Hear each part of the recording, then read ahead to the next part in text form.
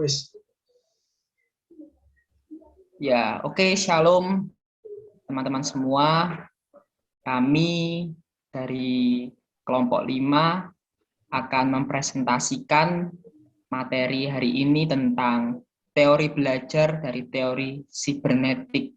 Ya, kita akan melihat bagian demi bagian yang akan kami presentasikan bersama Mas Willy dan saya Septian Happy. Ya, kita akan melihat di bagian pertama ini dari pengertian dari teori belajar sibernetik. Merupakan suatu teori belajar yang relatif baru jika dibandingkan dengan beberapa teori belajar yang telah dibahas terdahulu. Teori ini berkembang sejalan dengan perkembangan teknologi dan ilmu informasi. Menurut teori sibernetik, belajar adalah pengelolaan informasi.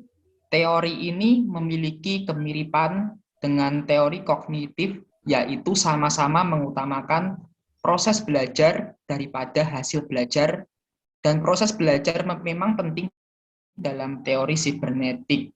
Namun, lebih penting lagi adalah sistem informasi yang diproses, yang akan dipelajari siswa. Dan ada asumsi lain dari teori ini bahwa tidak ada satu proses belajar pun yang ideal untuk segala situasi dan yang cocok untuk semua siswa. Karena cara belajar sangat ditentukan oleh sistem informasi. Nah, pembelajaran menurut teori sibernetik, hakikat manajemen pembelajaran menurut teori sibernetik adalah usaha guru untuk membantu siswa untuk mencapai tujuan belajarnya secara efektif dengan cara memfungsikan unsur-unsur kognisi siswa, terutama unsur pikiran untuk memahami stimulus dari luar melalui proses pengelolaan informasi. Proses pengelolaan informasi adalah sebuah pendekatan dalam belajar yang mengutamakan fungsi memorinya. Dan model proses pengelolaan informasi memandang beberapa manusia seperti komputer yang mengambil atau mendapatkan informasi, mengelola dan mengubahnya dalam bentuk dan isi, dan kemudian menyimpannya dan menampilkan kembali informasi pada saat dibutuhkan.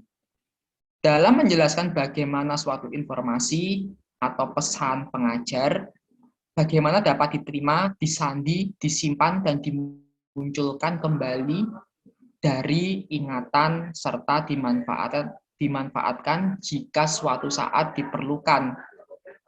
Maka dikembangkannya sejumlah teori dan model pemrosesan informasi oleh beberapa ahli. Nah, teori pemrosesan informasi menurut Robert M. Gagne ini, teori pemrosesan informasi merupakan bagian dari teori sibernetik. Menurut Robert Miles Gagne ini, teori pemrosesan informasi sangat cocok untuk dijadikan rujuk utama penelitian karena teori ini menekankan bagaimana proses memori dan proses berpikir seseorang. Pada teori ini dijelaskan bagaimana individu memproses informasi, bagaimana informasi itu masuk ke dalam pikiran, bagaimana informasi itu disimpan dan disebarkan.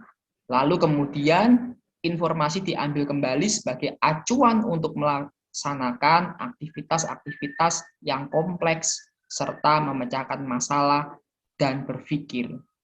Ya, ini menurut dari Robert M. Jen dalam rumusan yang ditulis dalam bukunya tahun 2014 di chapter halaman 139 sampai 140 dalam pemrosesan informasi terdiri dari 8 fase.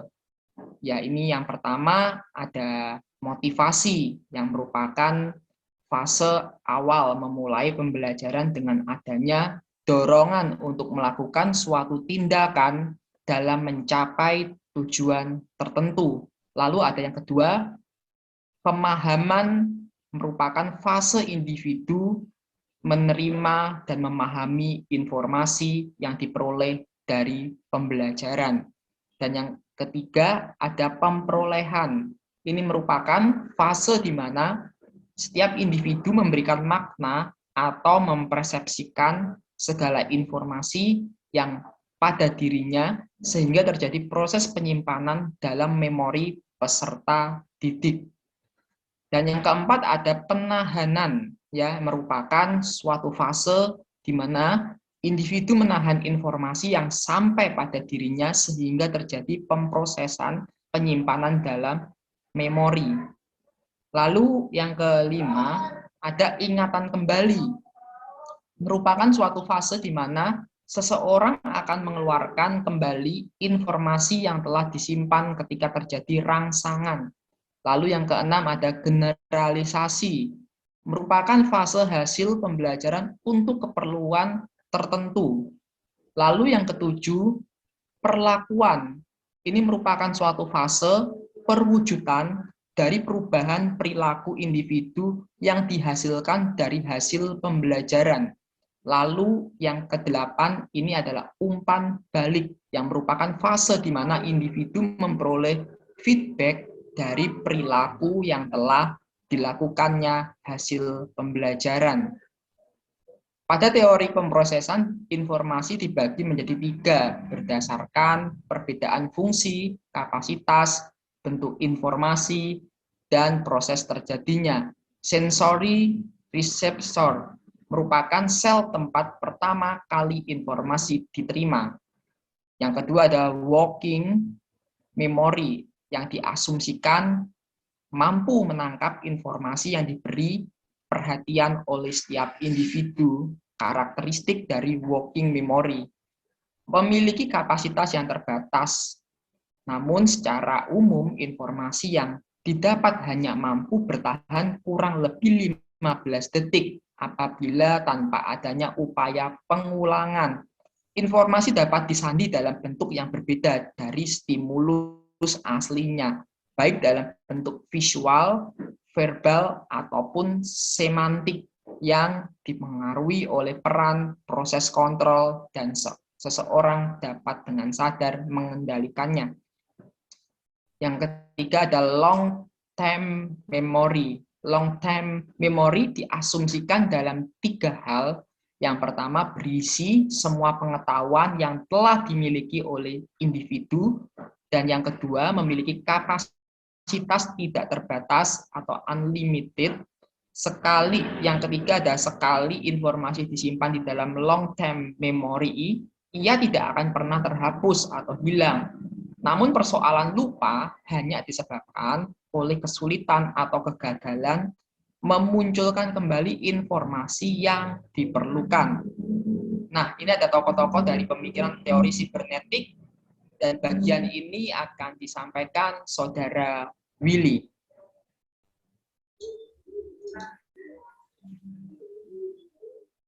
Baik, bagian selanjutnya adalah tokoh dan pemikir teori sibernetik.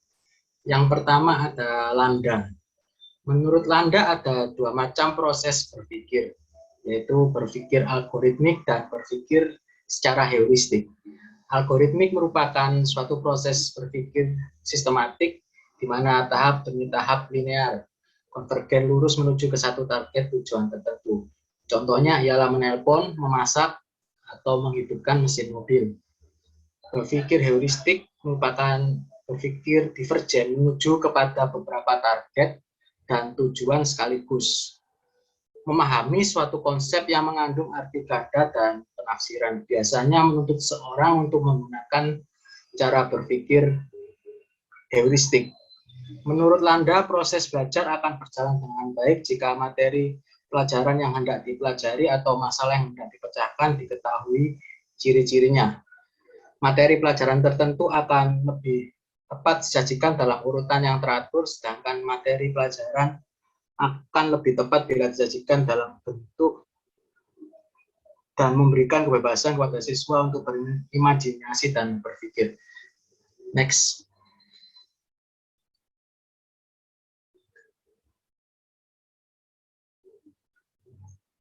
Menurut Gardner, Menurut teori Gagnel, hasil pembelajaran merupakan keluaran dari pemrosesan informasi yang berupa kecakapan manusia atau human capabilities yang terdiri atas yang pertama ada informasi verbal,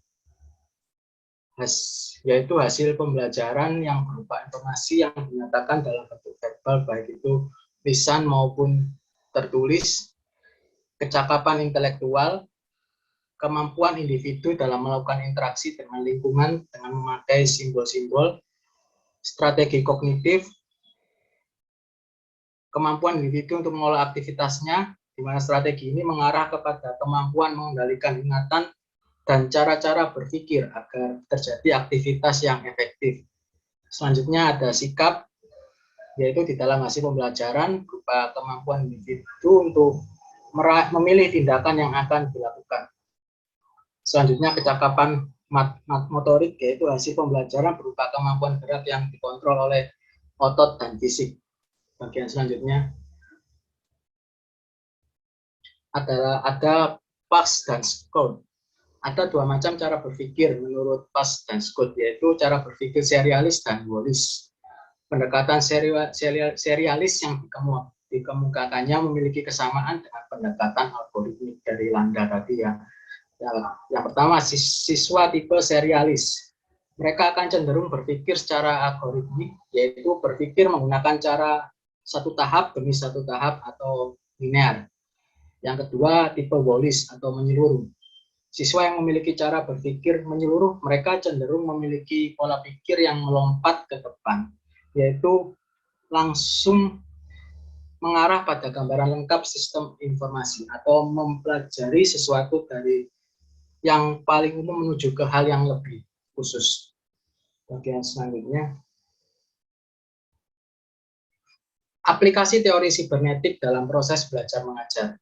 Ada 6 hal yang dapat diaplikasikan dari teori sibernetik ini, yaitu yang pertama, menentukan tujuan instruksional, yang kedua, menentukan materi pelajaran, yang ketiga, mengkaji sistem informasi yang terkandung dalam materi tersebut, yang keempat, menentukan pendekatan belajar yang sesuai dengan sistem informasi itu, baik itu algoritmik ataupun heuristik, menyusun materi dalam urutan yang sesuai dengan sistem informasinya. Bagian yang keenam, menyajikan materi dan membimbing siswa untuk belajar dengan pola yang sesuai dengan urutan pelajaran. Bagian selanjutnya ada langkah pengajaran yang perlu diperhatikan dalam penerapan teori sibernetik. Yang pertama, melakukan tindakan untuk menarik perhatian peserta didik. Yang kedua, memberikan informasi kepada peserta didik mengenai tujuan pengajaran dan topik yang akan dibahas. Bagian ketiga, merangsang peserta didik untuk memulai aktivitas pembelajaran, menyampaikan isi pelajaran yang dibahas sesuai dengan topik yang ditetapkan. Selanjutnya, memberikan bimbingan bagi peserta didik di dalam melakukan aktivitas belajar mengajar, memberikan penguatan pada perilaku pembelajaran peserta didik. Selanjutnya, memberikan umpan balik terhadap perilaku yang ditunjukkan peserta didik, melaksanakan penilaian proses dan hasil belajar, dan yang terakhir, memberikan kesempatan pada peserta didik untuk mengingat hasil pembelajaran. Selanjutnya ada kelebihan dari teori sibernetik. Kelebihan teori ini ialah yang pertama, cara berpikir yang berorientasi pada proses itu lebih menonjol. Selanjutnya, penyajian pengetahuan memenuhi aspek ekonomis. Bagian ketiga, ada kapabilitas dalam belajar dapat disajikan lebih lengkap. Selanjutnya, adanya keterarahan seluruh kegiatan belajar kepada tujuan yang ingin dicapai. Yang kelima, adanya transfer belajar pada lingkungan kehidupan yang sesungguhnya. Selanjutnya ada bagian kekurangan teori sibernetik. Teori ini lebih menekankan pada sistem informasi. Yang kedua, tidak secara langsung membahas tentang proses belajar. Yang ketiga, membutuhkan waktu yang lama dalam penerapannya. Selanjutnya, kesimpulan. Jadi dapat kita simpulkan bahwa teori belajar sibernetik pada dasarnya menekankan pada pemrosesan informasi di dalam otak manusia harapan yang hendak dicapai ya dalam pembelajaran seorang guru diwajibkan untuk bisa menyampaikan materi yang akan ia sampaikan pada muridnya, di mana seharusnya materi tersebut bisa bertahan lama di dalam kepala muridnya, yaitu dalam hal ini cara tahap long term memory. Yang kedua, teori belajar sibernetik paling banyak dikritik. Hal tersebut dikarenakan teori ini lebih menekankan pada sistem informasi yang dipelajari. Sementara itu, bagaimana proses belajar berlangsung di dalam individu sangat ditentukan oleh sistem informasi yang dipelajari. Teori ini memandang manusia sebagai pengolah informasi, pemikir, dan pencipta. Berdasarkan hal itu, maka diasumsikan bahwa manusia merupakan makhluk yang mampu mengolah, menyimpan, dan mengorganisasikan informasi. Baik, sekian presentasi dari kelompok kami. Barangkali untuk ada yang ingin menanggapi atau bertanya, dipersilakan.